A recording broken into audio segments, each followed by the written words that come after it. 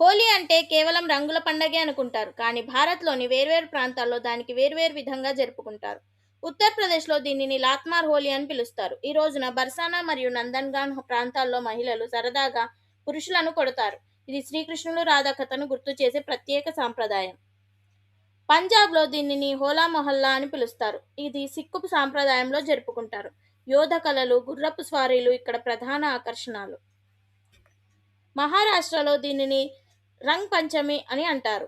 హోలీ తర్వాత వచ్చే 5వ రోజున ఈ పండుగను రంగులతో ఘనంగా జరుపుకుంటారు. డోళ్లు, డాన్సులు మరియు పాటలతో ఆనందంగా జరుపుకుంటారు.